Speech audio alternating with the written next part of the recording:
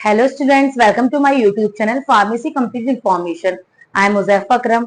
हम बात कर रहे थे फार्मास्यूटिकल ज्यूरिस्प्रूडेंस के टॉपिक की, मैन्युफैक्चर ऑफ ड्रग। तो लास्ट लेक्चर में हमने बात कर ली थी मैन्युफैक्चर ऑफ ड्रग की। तो आज के जो हमारा आज का टॉपिक है वो है several types of license required for manufacture. Means manufacture के लिए कौन कौन से टाइप के लाइसेंस की रिक्वायरमेंट होती है। तो फर्स्ट है हमारा licence for manufacture of schedule C and C1 drug. Means C और C1 ड्रग के मैन्युफैक्चर के लिए हमें लाइसेंस की जरूरत होती है। लाइसेंस से अथॉरिटी से हमें लाइसेंस इशू कराना पड़ता है, उसके बाद ही हम शेड्यूल सी एंड C1 के ड्रग को मैन्युफैक्चर कर सकते हैं। अब एप्लीकेशन होती है सी एंड C1 के ड्रग को मैन्युफैक्चर करने के लिए, उसके लिए हमें फॉर्म फिल करना होता है, जो फॉर्म नंबर है हमारा 27। तो फॉर्म नंबर 27 हमारा फिल हो जाता है, तब हमें लाइसेंस इशू होता है manufacturing of C and C1 drug.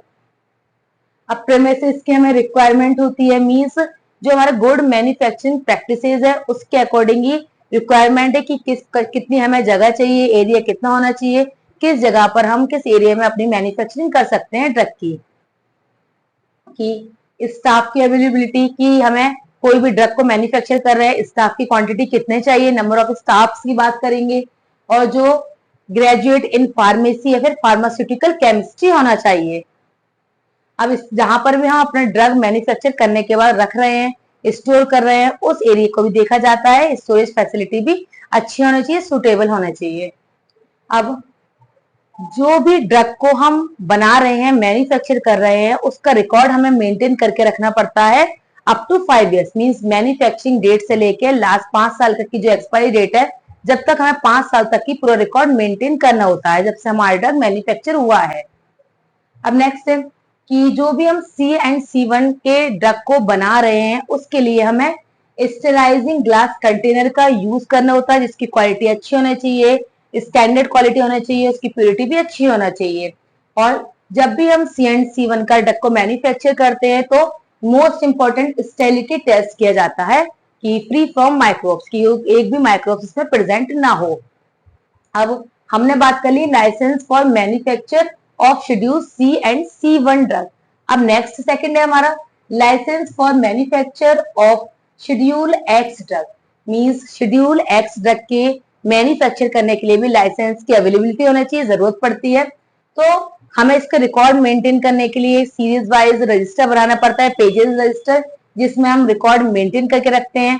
और जो लेबलिंग हमारी होती है शेड्यूल एक्स ड्रग में, उसमें XRX लिखा जाता है, मींस रेड इंक से, उससे हमें इजिली पता चल जाता है, आइडेंटिफाई कर सकते हैं कि शेड्यूल एक्स कैटेगरी का ड्रग है। और जो भी ड्रग को मैन्युफैक्चर करा जाता है, शेड्यूल एक्स के ड्रग को बल्क क्वांटिटी में नहीं किया जाता है, स्मॉल माइनर क्वांटिटी में ही बनाया जाता है, मैन्युफैक्चर किया जाता है। और इसकी जो पैकेजिंग कर रही है वो बहुत अच्छे से चेक की जाती है, कि प्रॉपर तरीके से एनालिसिस किया जाता है, चेक कि जो पैकेजिंग हो रही है वो भी अच्छे तरीके से होना चाहिए।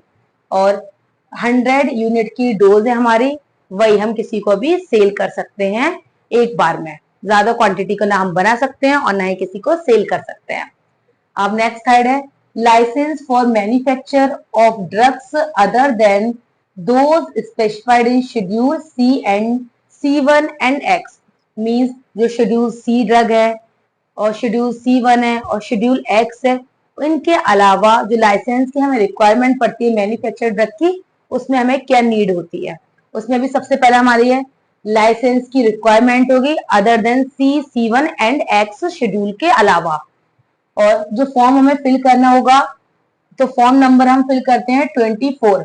तो फॉर्म नंबर 24 हमने फिल किया है other than schedule C1 and x drug के लिए। जब हमें लाइसेंस इशू हो जाएगा तो उसके लिए हमें फॉर्म नंबर 25 फिल करना होता है, जब हमारी कंडीशन 100% करेक्ट होती है कोई भी ड्रग को बनाने के लिए other than schedule C1 and x.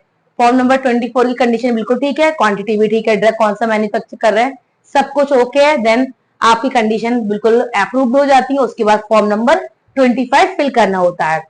अब इंस्पेक्शन बुक बनाई जाती है। अब जो schedule other than schedule C1 and x के लिए जो इंस्पेक्शन बुक बनाई जाती है, तो कभी भी अगर इंस्पेक्टर इंस्पेक्ट करने आ जाता है तो इंस्पेक्शन बुक दिखा सकते हैं, उसमें सारा रिकॉर्ड मेंटेन होता है कि हमने क्या मैन्युफैक्चर करा है, कब किया था, उसमें कौन से इंग्रेडिएंट ऐड है, उसकी क्वांटिटी हमने कितनी बनाई थी, तो वो इंस्पेक्शन बुक हम इंस्पेक्टर को दिखा सकते हैं, वो हमारा रिकॉर्ड मेंटेन रहता है। अब नेक्स्ट है हमारा manufacture of drug for test examination and analysis.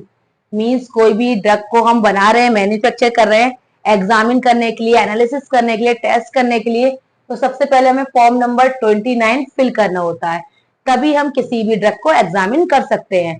अब फॉर्म नंबर 29 फिल करने के साथ साथ हमें उसका पर्पस भी एग्जैक्ट डिक्लेयर करना होता है कि किस पर्पस के लिए हम ड्रग को ये एग्जामिन कर रहे हैं, मैन्युफैक्चर के लिए बना रहे हैं।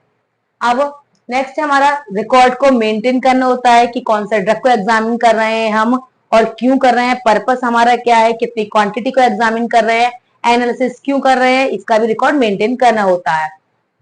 नेक्स्ट है कि जो इंस्पेक्शन बुक है, यहाँ पर भी इंस्पेक्शन बुक का डाटा रिकॉर्ड मेंटेन करा जाता है फॉर इंस्पेक्टर। अगर इंस्पेक्टर कभी भी इंस्पेक्शन करने आ जाता है तो इंस्पेक्टर को हमें रोकना नहीं, कोई भी ऑब्जेक्शन नहीं लिखा सकता। अगर वो बोलेगा कि मुझे आप रिकॉर्ड दिखाइए, तो उसी टाइम पर हमने जो इंस्पेक्शन बुक बनाई होगी उसको हम दिखा दें कि आप देख सकते हैं कि कौन सा ड्रग हम मैन्युफैक्चर कर रहे हैं। और अगर हमें जो भी हमने रिक्वायरमेंट मंगाया है कोई भी ड्रग को बनाने के लिए, एग्जामिन करने के लिए, अगर हमें उसके अलावा कुछ एडिशनल सब्सटेंस चाहिए होते हैं तो उसके लिए हमें 1 मंथ, 1 महीने पहले ही उसका डाटा रिकॉर्ड बनाना पड़ता है, रिक्वायरमेंट का 1 महीने पहले ही देना होता है, तभी हमारे एडिशनल चीजें, हमारे सब्सटेंस आते हैं। नेक्स्ट है हमारा मैन्युफैक्चर ऑफ न्यू ड्रग्स, कि कोई भी नए ड्रग को मैन्युफैक्चर के लिए अब डॉक्यूमेंट्री एविडेंस की नीड है कि कोई भी नया ड्रग बनाना है उसको डॉक्यूमेंट्री पूरा एविडेंस की क्यों बना रहे हैं, नेम क्या है, इन डिटेल लिखा हुआ होता है।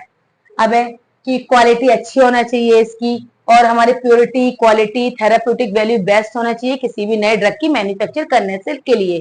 पहले इसका पूरा एनालिसिस करा जाता है तभी कोई नए ड्रग को बना सकता है।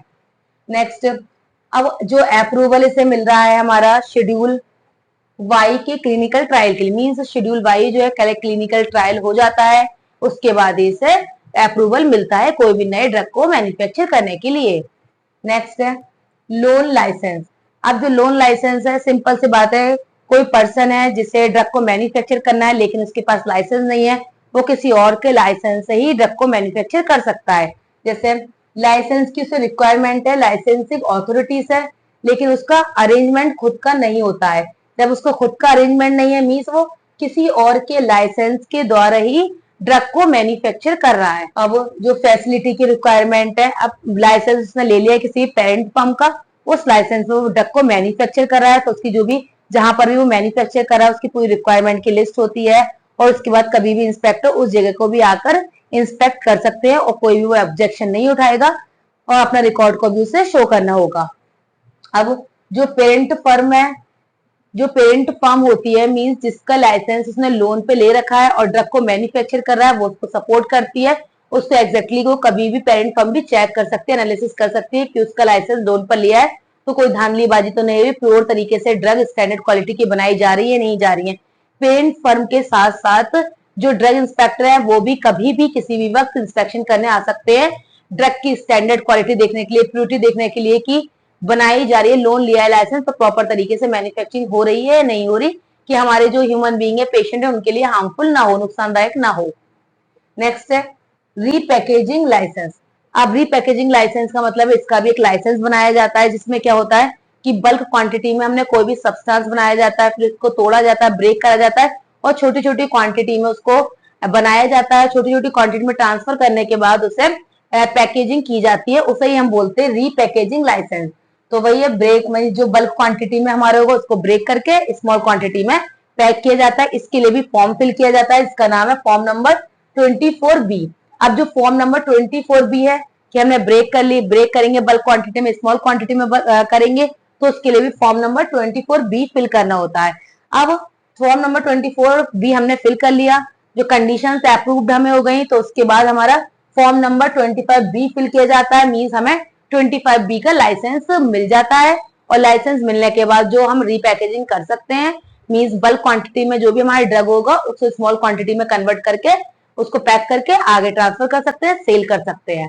तो हमने बात करी आज के लेक्चर में कि जो लाइसेंस रिक्वायरमेंट मैन्युफैक्चर के लिए हमें कौन कौन से लाइसेंस की रिक्वायरमेंट है। सबसे मेन जितना ही मैंने लिखा C&C1 का लिखा है, शेड्यूल एक्स ड्रग का अदर देन C&C1, और लोन लाइसेंस हुआ या फ्री पैकेजिंग, सभी में लाइसेंस की रिक्वायरमेंट, पहली जो रिक्वायरमेंट है वो लाइसेंस ही है, लाइसेंस की नीड के साथ जहां पर भी हम ड्रग को मैन्युफैक्चर कर रहे हैं सुटेबल फैसिलिटी होनी चाहिए, एडिकेट फैसिलिटी होनी चाहिए, और जो भी ड्रग को मैन्युफैक्चर कर रहा है वो पढ़ा लिखा होना चाहिए, ग्रेजुएट होना चाहिए, तभी वो ड्रग को हमारी मैन्युफैक्चर कर सकता है। तो आज का जो हमारा टॉपिक है ये हमारा कंप्लीट हो गया।